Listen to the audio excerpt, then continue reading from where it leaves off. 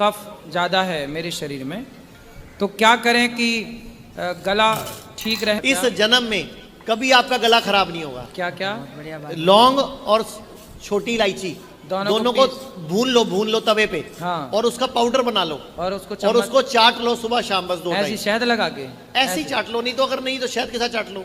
नहीं, ये तो आप ठीक कह रहे हैं, मैं इसको ट्राई करूंगा। ये लता मंगेशकर करती थी, आशा भोसले करती थी, सब बड़े बड़े गायक करते हैं।